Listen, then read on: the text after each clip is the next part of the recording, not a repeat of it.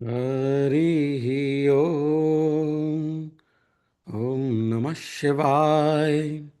ओम श्री केशवाय नमः। नारायणाय नमः। माधवाय नमः।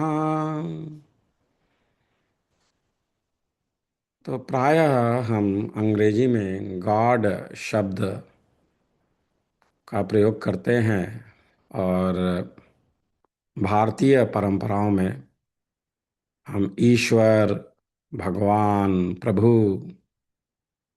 परमात्मा ऐसे शब्दों का प्रयोग करते हैं। पर ब्राह्मण, पर इन सब में थोड़ा भिन्नता है। ये शब्द हालांकि हम एक दूसरे के पर्यायवाची के रूप में प्रयोग करते हैं, पर इनमें थोड़ी भिन्नता है। उस भिन्नता को समझना आवश्यक है ताकि इसको एक नाइव अप्रोच के रूप में ना इस्तेमाल, ना प्रयोग में लाया जाए। और भिन्नता को समझना भी आवश्यक है। जब भिन्नता की समझ होगी तभी तो हम शब्दों का सही प्रयोग करेंगे और अलग अलग प्रकार के आध्यात्मिक विचारधाराओं की भिन्नता को समझते हुए उस विचारधारा के वाचकों की बातों को हम समझ सकेंगे। और भिन्नता में कोई परेशानी नहीं है। भिन्नता के बावजूद भी हम सब एक ही हैं, लेकिन एक दूसरे को समझ पाना अति आवश्यक है। इसलिए आज सोचा कि इसी संदर्भ में कुछ आवश्यक बातों को जानने का प्रयास हम मिलकर करें। एक स्थानेश्वर जी हैं, यहीं अमेरिका में स्टोनी ब्रुक विश्वविद्यालय में प्रोफेसर हैं, चिंतक हैं, गुरु हैं। तो उन्होंने एक बहुत लाभदायक लेख लिखा है स्प्रिंगर पब्लिकेशन में 2024 में, गॉड ईश्वरा and the Brahman, a case for a post perennial comparative theology. Sophia journal है, 2024 में प्रकाशित हुआ। ये 63वें वॉल्यूम में 401 से 417वें पृष्ठ में यह लेख दिया है। इसमें जैसे वो प्रारंभ में कुछ उदाहरण देते हुए बताते हैं कि जिसको गॉड कहते हैं वह जो है हिब्रू लोगों के विचार से वैसा ही गॉड नहीं है जैसा कि एक्विनास या हेगल उनका था। इसी प्रकार जो ब्राह्मण शब्द वेदांती लोग प्रयोग में लाते हैं शंकर से पहले, उसमें और रामानुजा जी द्वारा बताए गए ब्राह्मण में कुछ भिन्नता है, थोड़ी भिन्नता है, थोड़ा नुआंस डिफरेंसेस है। हालांकि ईश्वर और ब्राह्मण इन दोनों शब्दों का प्रयोग अगर सूक्ष्मता से ना सोचें तो गॉड के ही रूप में अंग्रेजी में, आंग्ल भाषा में प्रयोग में आता है। और हमारे जो हिंदू विचारधारा के लोग हैं वो भी अंग्रेजी में जब उन्हें शब्द का प्रयोग करना होता है तो अधिकांशतः गॉड ही शब्द प्रयोग में लाते हैं। और गॉड शब्द का ही प्रयोग करते हैं जब उनको अपनी अद्वैत विचारधारा को पतंजलि या शंकर या दूसरे किसी विचारधारा के या दूसरे गुरुओं के, ऋषियों की बातों को समझाना होता है तो प्रयोग में लाते हैं। ट्रांसलेशन करते वक्त जो है थोड़ा गड़बड़ हो जाती है, क्योंकि हमारे संस्कृत में तो एक एक शब्द की व्युत्पत्ति होती है कि वो शब्द किस प्रकार बना, और उसके जो व्युत्पत्ति के बारे में अगर समझेंगे तो समझ में आएगा कि इस प्रकार जो है संस्कृत भाषा में कुछ अक्षरों को मिला के नवीन नवीन अर्थों वाले शब्द बनाए जाते हैं या बनाए जा सकते हैं, जो कि अपने आप में ही बहुत दूसरों से भिन्न है, यूनिक है, यूनिकनेस आ जाती है। तो गॉड, ईश्वर और ब्राह्मण में क्या भिन्नता है उसको इस लेख में स्थानेश्वर जी ने बताया है, बहुत खूबी से बताया है। तो पहले इसी लेख का थोड़ा वर्णन करते हैं। हमारे हिंदू मत में भी अलग अलग जो गुरु हुए, ऋषि हुए, जैसे माधवाचार्य, तो उनके विचार में उन्होंने तो भगवान विष्णु को ही ब्रह्मन माना, और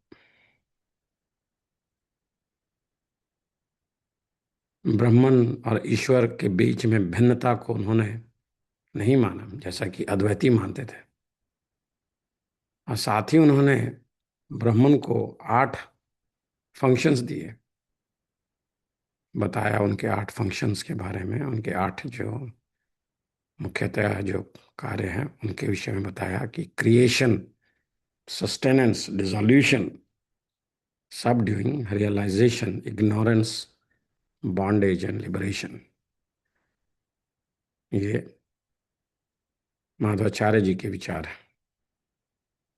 तो उनके जो ब्राह्मण हैं वो एक पर्सनल गॉड है, पर्सनल भगवान है, पर्सनल प्रभु हैं, अगर गॉड को अगर हम जनरल टर्म के रूप में यूज करें तो, इस्तेमाल में लें तो पर्सनल गॉड है, जो कि क्रिएशन और डिसोल्यूशन के ही कारक नहीं है, करने वाले नहीं है, बट पर वो बॉन्डेज से बॉन्डेज में डालने वाले और फिर लिबरेट कराने वाले वो भी हैं।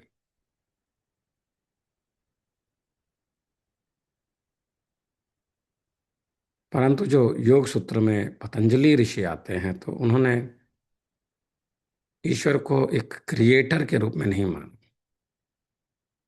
परंतु उनको एक अध्यापक, एक टीचर के रूप में माना, जो कि सारे गुरुओं के भी गुरु हैं, ऐसा माना।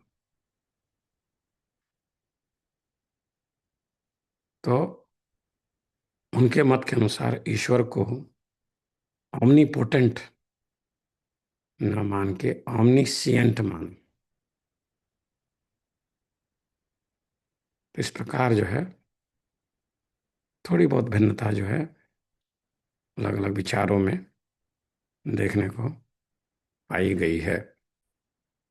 द्वैत विचार में द्वैत विचार में ब्राह्मण को ही इस संसार का कारण भी बताया गया है, और इसी का अंतिम तत्व, फाइनल सबस्ट्रेट भी माना गया है, जो कि उनका तटस्थ लक्षण बताया जाता है कि तटस्थ लक्षण जो है ब्राह्मण का इस प्रकार है। ब्राह्मण की कुछ स्वरूप लक्षण भी हैं, वही जो है एब्सोल्यूट ट्रुथ, परम सत्य, कॉन्शियसनेस, चेतना, और बाउंडलेस, सत्यम ज्ञानम अनंतम ब्रह्मा, ऐसे भी हमको बताया गया है। और इसीलिए कहते हैं कि ब्राह्मण ही जो है वह प्योर बीइंग है, कॉन्शियसनेस है, चेतना है, ब्लिस है, सच्चिदानंद है।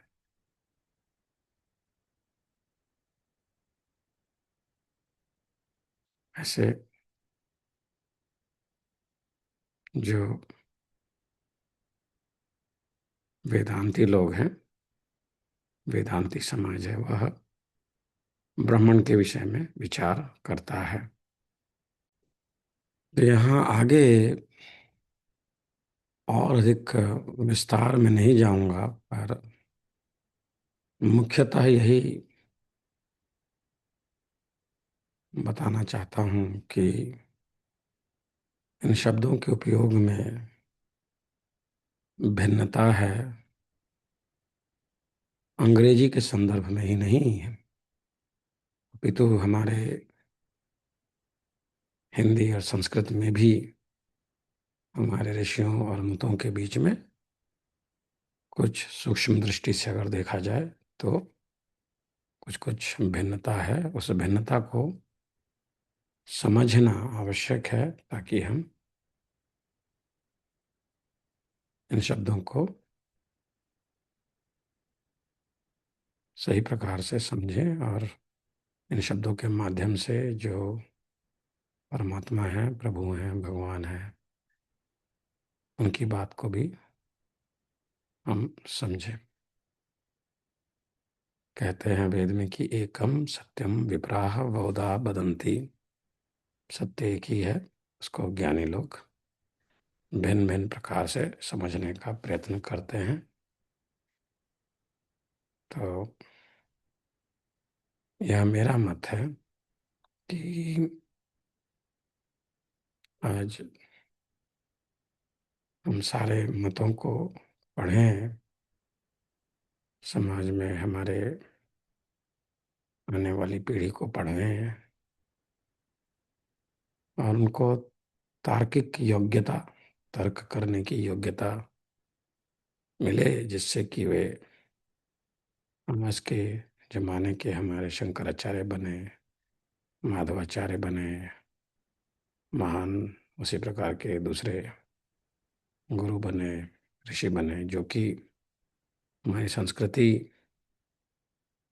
को और आगे बढ़ने, प्राचीन ज्ञान की आवश्यकता है, उसको आधार बना के वे हमारे विचारों को और आगे बढ़ाएं और नए विचारों से हमारे पुराने पहले के विचारों को और समृद्ध करें, एनरिच करें। इसके साथ यहाँ पे मैं विराम लूँगा। हरि ओम। ओम नमः शिवाय।